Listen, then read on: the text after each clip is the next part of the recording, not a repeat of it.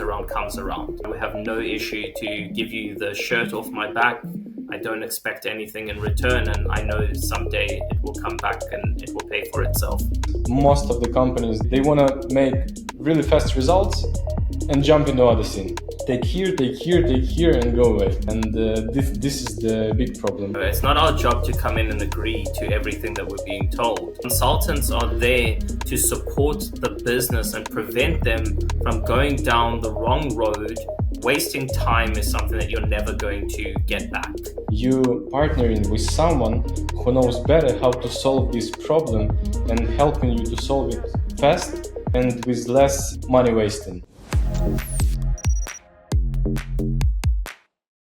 Welcome to the next episode of Evoplay Podcast. I'm excited to welcome today's guest, Gali Hartuv, an expert in B2C operation and optimization strategies with over 13 years of experience in iGaming and CEO and co-founder of WarriorLab, a global management consulting firm.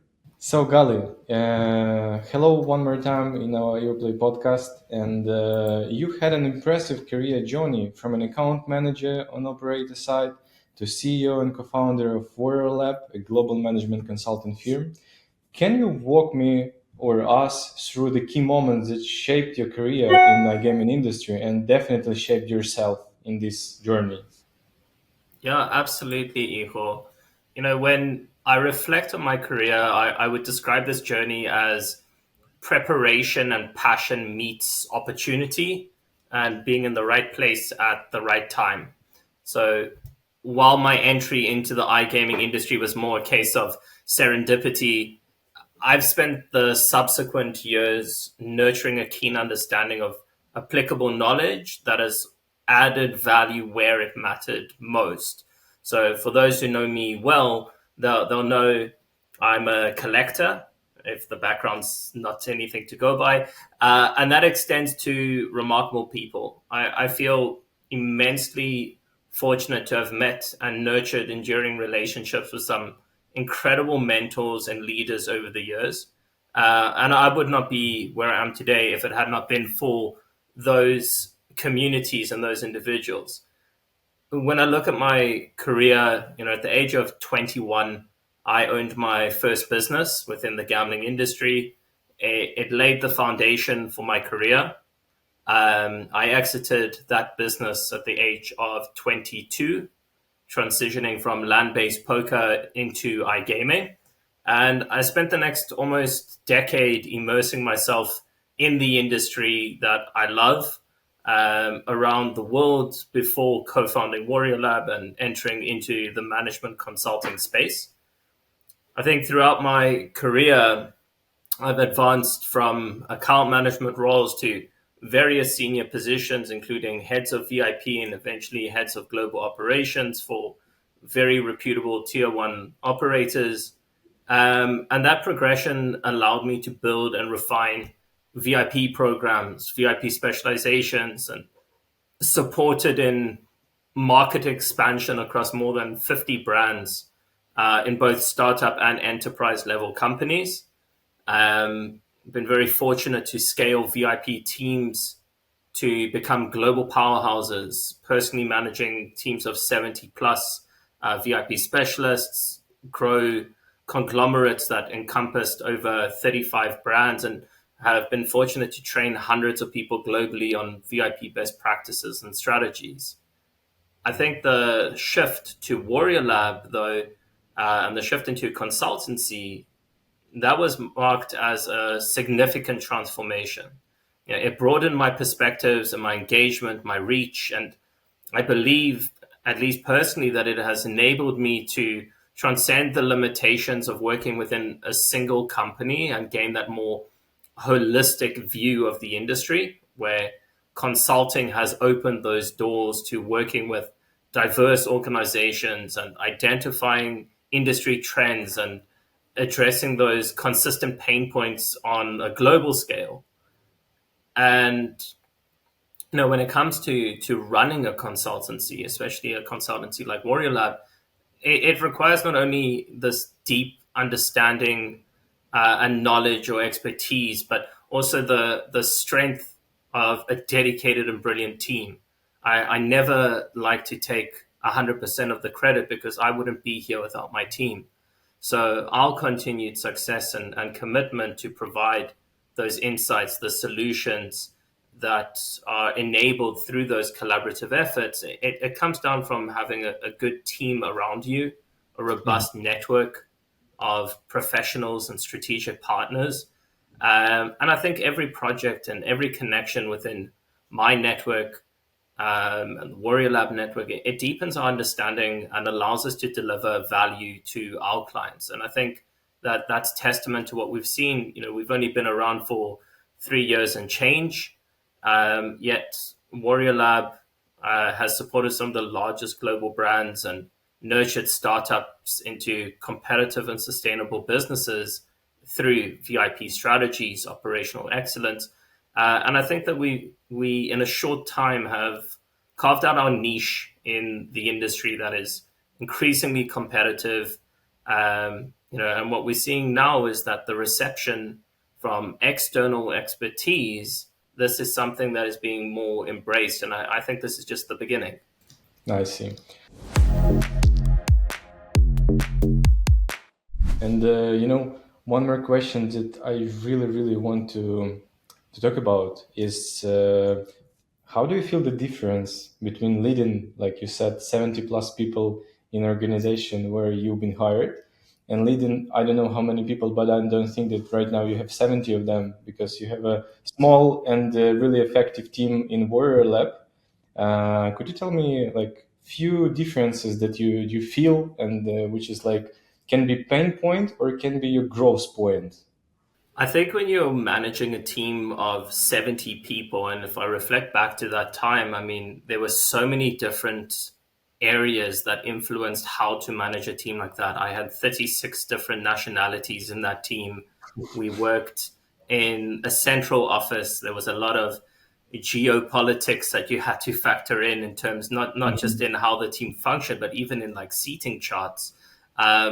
In addition to that, having a team that big, there's a lot of personal factors that influence professional factors. And working in a very core unit like Warrior Lab, where I look at our immediate team and extended team and how we work collaboratively, I would say, firstly, it's a lot easier when it comes down to I would say, complexities of geopolitics.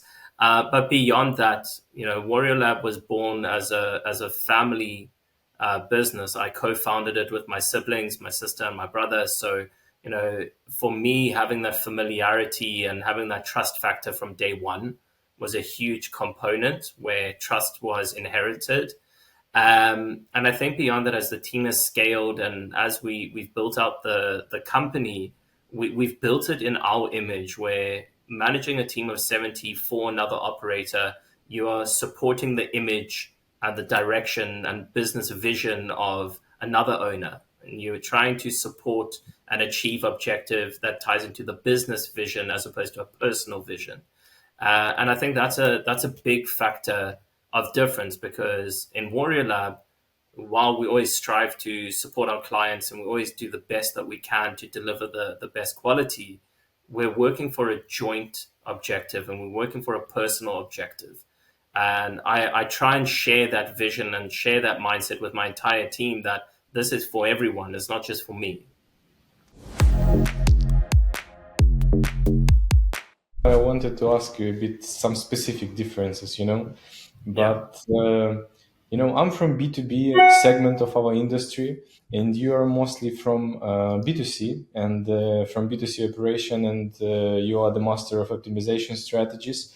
Could you please tell me what aspects of this field, especially in B2C operation and optimization strategy, excite you the most?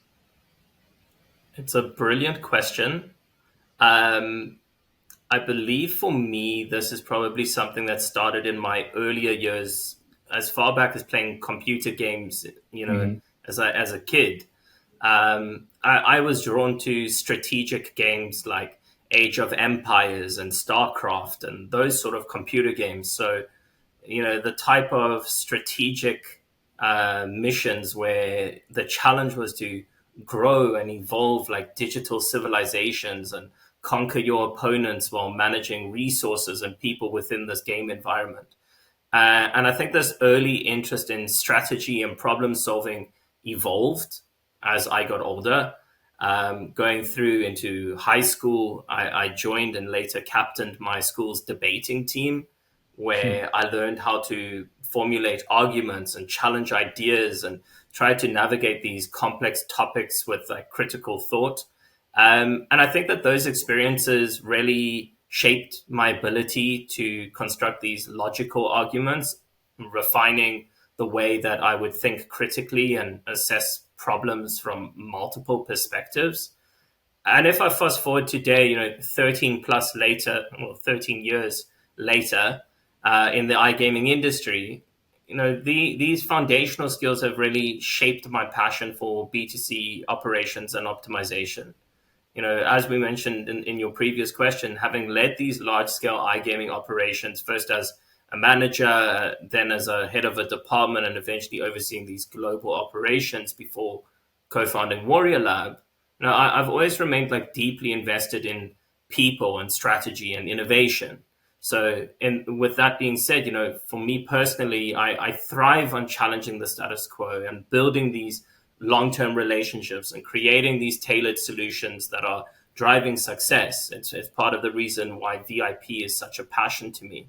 But my experience working across multiple countries and in these key strategic regions, it was about immersing myself in these diverse operations, cultures, business environments that I think really reinforced like one key truth for myself, which is that every challenge is unique. And this ever-changing environment and the industry in itself, it just excites me. It pushes my team to innovate continuously. And if I were to narrow that down to a single excitement, I think it would come down to the opportunity of custom building strategies for each client. It helps me, it helps my company to not only stay at the forefront of where the industry trends are, but I think it also ensures that we remain agile and adaptable and ahead of the curve. So I think that customization and ability to innovate will probably be the biggest excitement for me.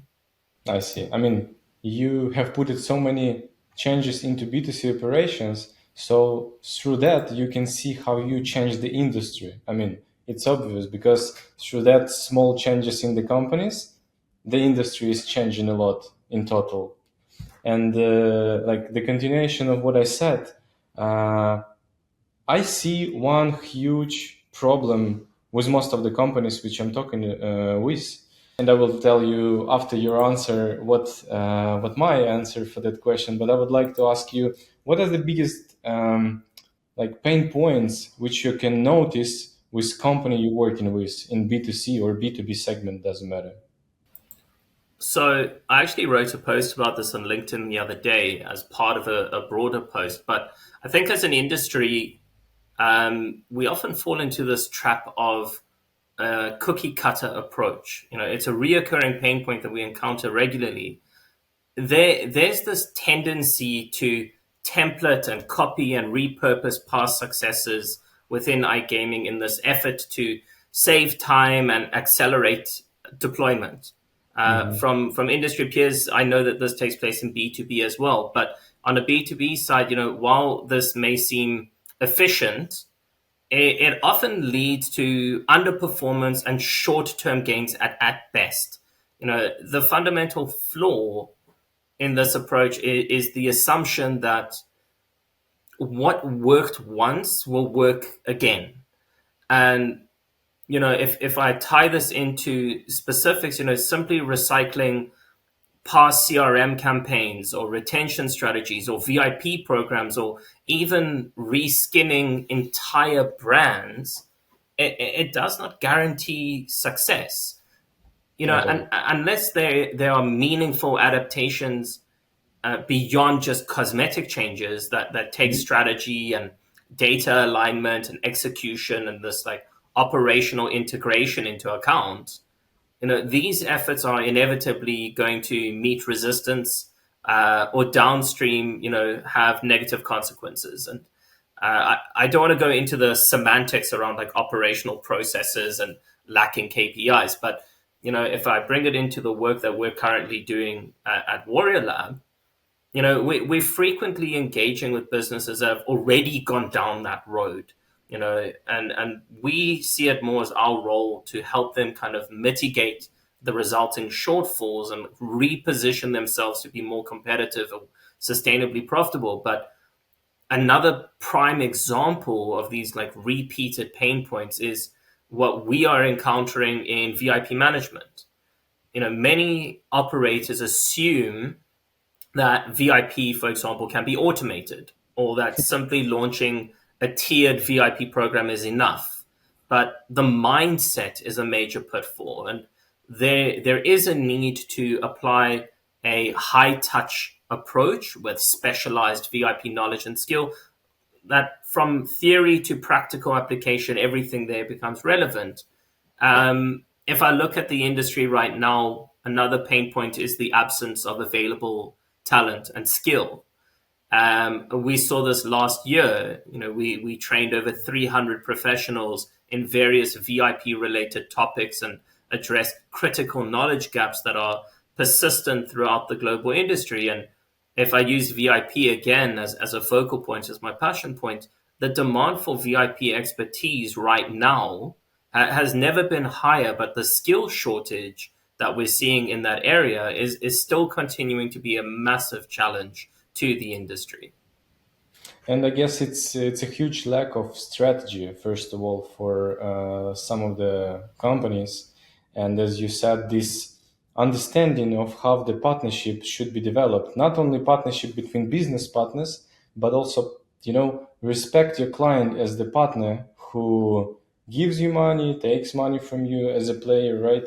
And but this is the process, how you definitely can just look like you posted previously on the customer journey only from the acquisition point of view, because I mean it's short-term thinking, and in some period of time you will fail, and it's obvious because you will fail because of the lack of this strategy and vision on how to grow, or on how you have to build up something big which people will want to work with or want to deal with, and so on.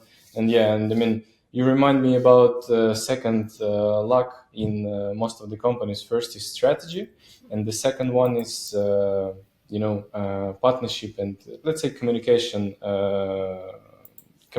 part of communication development. Sorry. Yeah. Because most of the companies, like you said, they want to make really fast results and jump into other thing and jump into other thing, and this is like a rabbit, take here, take here, take here, and go away, and they go away. And this is the big problem. But the companies who has a strategy, who has the vision, who has the understanding of how the partnership have to be built up, they are working through the years and with a really, really long-term perspective. And I mean, it's something which companies definitely have to look at. 100% agree with every word that you said. Gali, during the pandemic, you launched WarriorLab. The best time for launching company, right? Uh, what are the biggest difference? You told me about biggest difference to work with company like employee and as the founder of something. But what is the difference between running your company on a daily basis and thinking about your company on a daily basis and leading people on a daily basis? If you're talking about hiring process, I mean employee process, and leading your own company.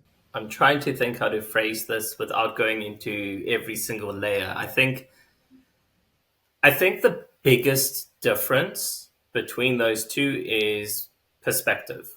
As a consultant, you gain a bird's eye view of the industry. You're working across multiple companies, markets. You are looking at the different challenges rather than being like deeply embedded in a single organization.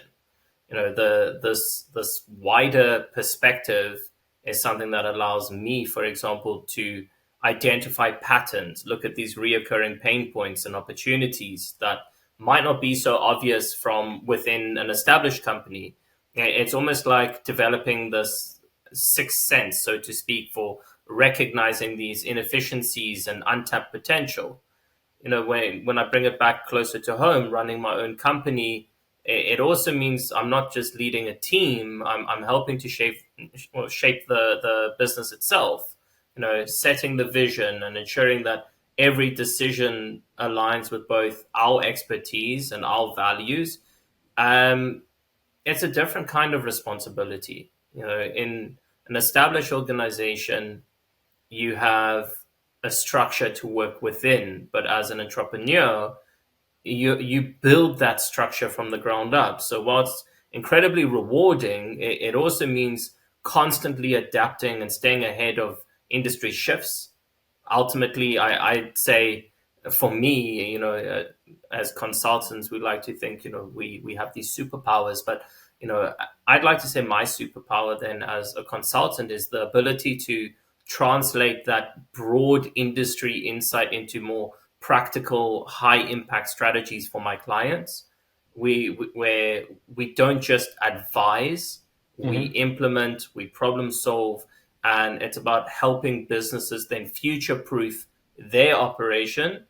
And I think that's what makes consulting more of a fulfilling journey than, at least from experience, working within a company structure as opposed to building out that company structure.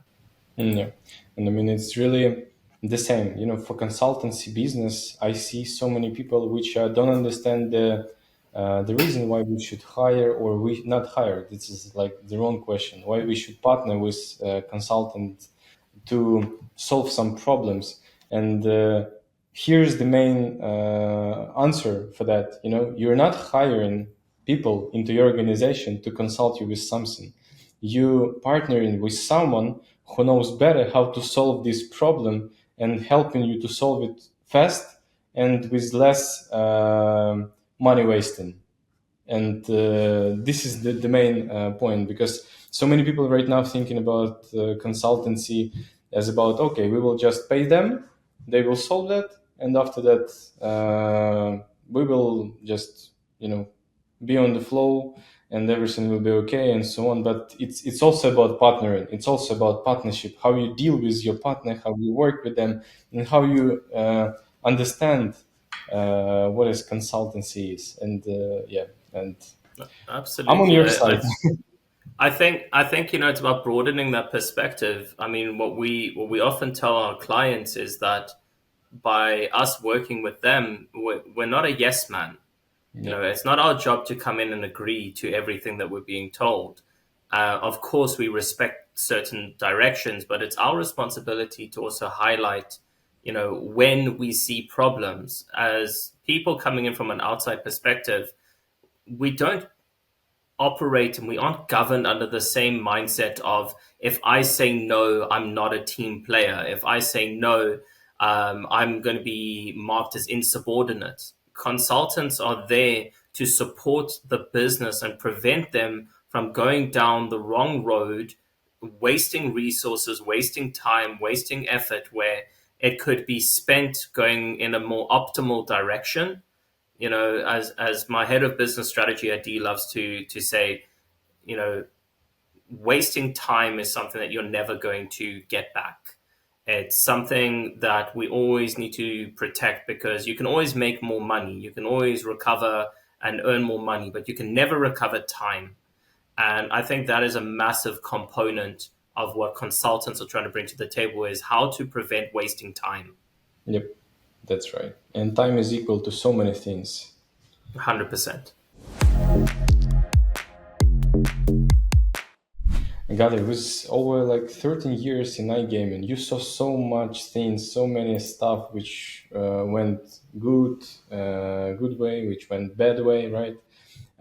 Could you please tell me what personal challenges have you faced along the way, and how they influenced your leadership style or your like personal style of making things done? My goodness, in 13 years, what have I seen 13 and years. faced? it's it's a long list. I'll do my best to keep it as concise as I can. I think the best way to do this is to try and summarize it. I mean, over the years, the industry has faced numerous obstacles, each overcome in one way or another. But to focus on the most significant personal experiences, I think I will highlight three of the most impactful challenges that I've gone through within the industry over those years. And I'll share how those challenges have shaped at least my leadership style and my career. I think, as the first example, and it's one that a lot of people are going to feel when I share this, I think one of the most significant challenges that I faced in my career has been the tightening of regulations across key gambling markets, particularly in the UK, the Netherlands, Germany, and various other regions. I think these shifts weren't just policy updates. They fundamentally changed the way that operators engaged with players and structured their businesses. I remember, and I'll never forget, it feels like yesterday, I received the call from the owner of this company I was working for at the time, informing me that they were being audited by the UKGC, and VIP was the targeted focus of this audit. So we were among the first operators mandated to introduce the monthly net loss limit for UK-based players, effectively dismantling the entire high-value VIP structure that I'd created and put in place that had been operating for a few years. Um, as head of VIP at the time, this was this seismic shift that turned operations completely upside down overnight. It rendered existing processes and methodologies completely obsolete, while posing significant regulatory risk to the operator. We were faced with challenges of explaining to thousands of VIPs, some of who were losing £50,000 or even £100,000 a month, month over month, that their losses would now be capped at operator determined limit, and all the while trying to find ways to maintain their engagement and loyalty. The risk of player churn at this point was monumental, and we needed to strategize and mitigate the fallout. So I remember, I rallied my team, and I think for 3 days, I remember we hired a house in the mountains, and for 3 days, me and my whole team, we were sitting there. We strategized, we restructured the entire VIP program. We redefined the criteria, we reconfigured products, we had to come up with new engagement strategies. It was unreal. We built this entire collaborative compliance strategy between compliance and VIP, which still today are constantly fighting, but that's a story for another day. And basically ensured that we met this regulatory expectation without completely dismantling the player relationships that we've built for years. It was incredibly demanding. It definitely tested my limits with all the different moving parts, and we were under scrutiny and being monitored very closely by the UKGC. So every decision carried a lot of weight, and one misstep could really result in substantial fines and a loss of player value. So I think that was one of the biggest shifts that the industry has felt, the full force of regulatory shift, and we adapted and we evolved. But I think the experience in this example, it taught me, and I'm sure hundreds of other people, uh, from my perspective, three critical lessons: adaptation, resilience, and collaboration. And that was my wake up call, my personal wake up call to the realization that VIP and compliance, especially in a regulated market, have to work collaboratively and together in order to exist and thrive. I think even today, as regulations are being tightened worldwide, the experience remains as it stands, and it's become that real cornerstone of my leadership philosophy. The industry is evolving. We need to have that ability to stay ahead of change rather than react to it. And I think it's a case of what separates that whole sustainable success from stagnation. So that would be the first example. And I think, if we look beyond just that change, we move into probably the biggest seismic impact that has hit iGaming since our existence, and that was the pandemic itself. Um, the first year of the pandemic, I think, was a big turning point, not just for me, but the entire industry. At the time, I was still working for an operator. I was leading a globally dispersed team that had suddenly shifted from office space setup to fully remote operations across multiple time zones. I myself, at this point, was stuck outside of the country that we were operating for months, unable to return to my team. I think this alone was one challenge that those that came from a fully office-based environment had to quickly adjust to. But I think the biggest blow that came from that was that live sports just disappeared overnight for several months. And I think anyone in the industry or not felt the weight of sports just disappearing. Um, the company I worked for at that time, they were heavily reliant on sport. It was like an 80-20 split revenue between sports and casino. The absence of live events threatened both performance and bottom line. And, there was no time to wait on uncertainty. Like, if we didn't pivot quickly, the business wouldn't have survived. So, we overhauled strategy. We rapidly onboarded new casino providers. We reinvented the sportsbook offering into a more casino driven hub. And I think, with adding that new content and shifting the mindset from sports first, casino second, and really stepping out that comfort zone, it helped to stabilize the business. I think at the end of the pandemic, the company had shifted from 80-20 to around 60-40, but it was 60-40 in favor of casino, that Mm-hmm. a lot of their previous sports only clients had left, and casino just exploded. Um, Year two of the pandemic, though, was an incredibly exciting time, though, because that was when WarriorLab was born. So as the industry faced these similar challenges, part of the contribution that led to WarriorLab's emergence was me getting contacted by numerous industry peers, former colleagues seeking help with their VIP programs is where it started. Um, and that was where WarriorLab began purely in advisory conversations that quickly escalated into something much bigger. The demand for expertise, I don't believe, could be ignored. It was something that called to me. So launching Warrior Lab during such a tumultuous time, I think it was one of the biggest steps in my career. As I mentioned, it wasn't a solo endeavor. It was really made possible by my co-founders and my siblings, Tal and Adi. They were consulting at the time. They had complementary expertise in their own respected fields, and it played an instrumental role in building Warrior Lab into what it is today. And I think that their support and contributions remain invaluable.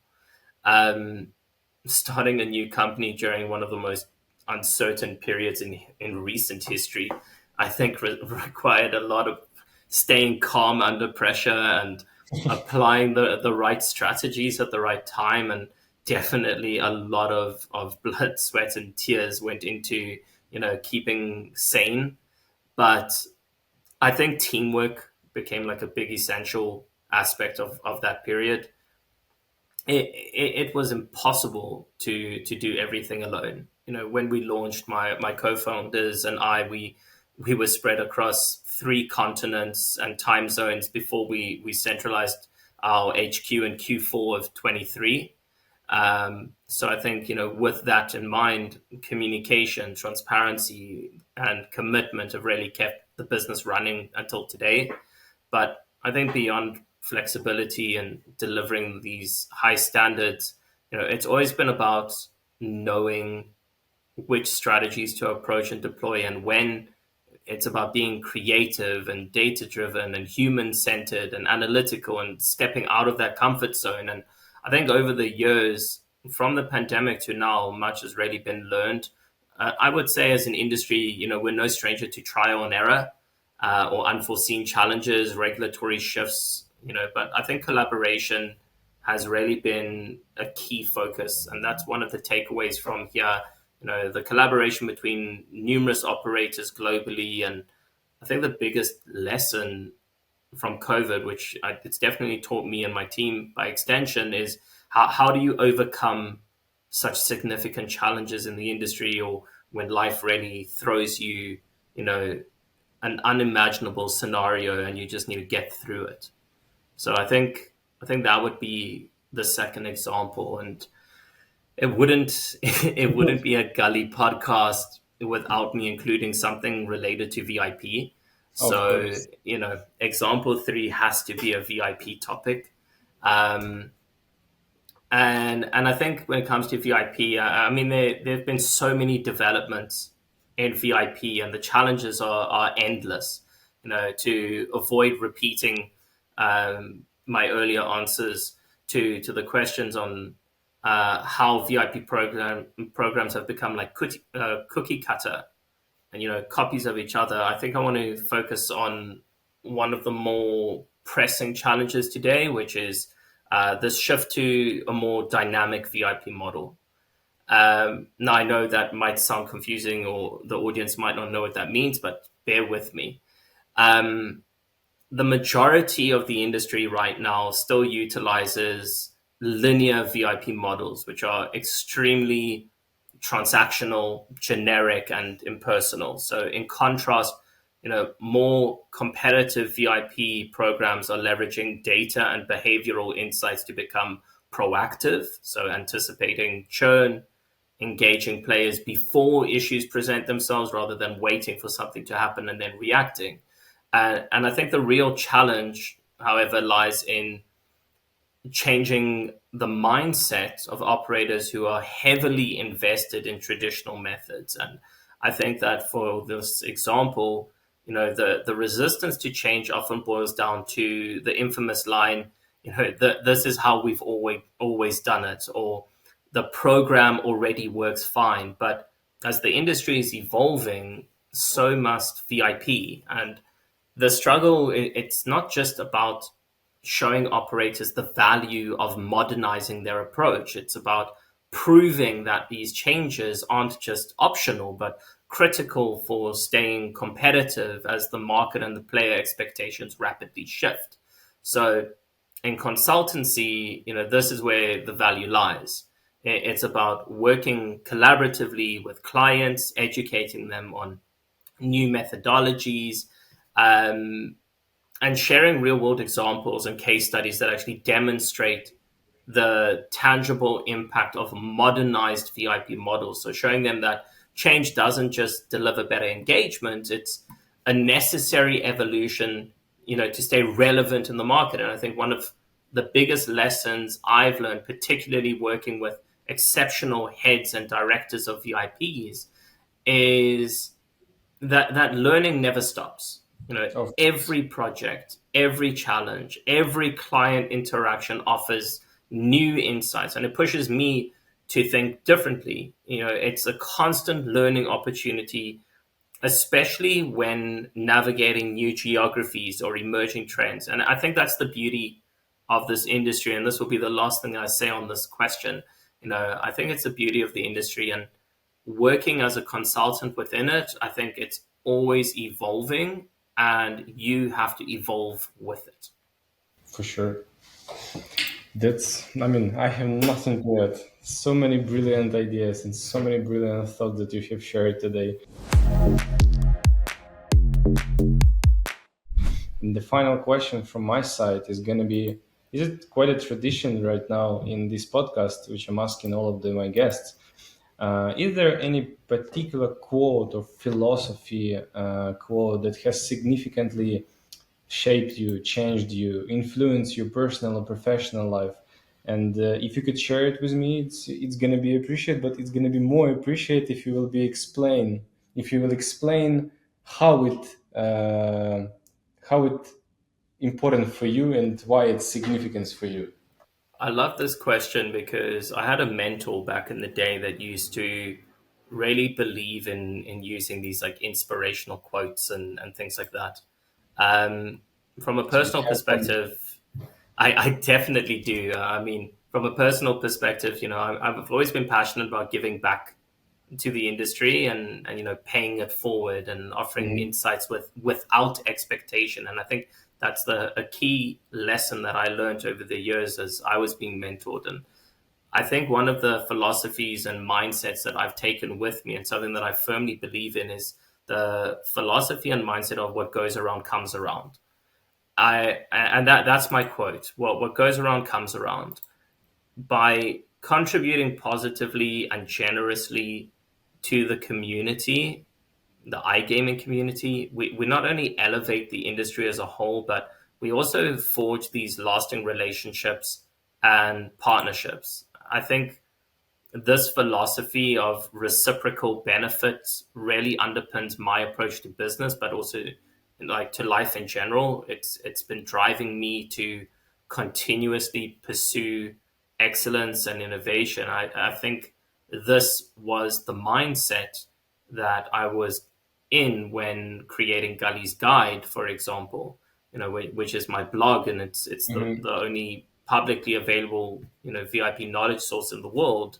um, the ultimate goal is to cultivate a vibrant, well-informed industry that thrives on sharing expertise and collective progress. So, what goes around comes around, I think, is exactly what drives this philosophy. And um, to those that know me know, like I would have no issue to give you the shirt off my back.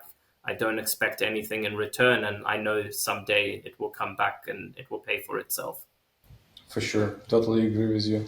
And which is really important idea, I guess.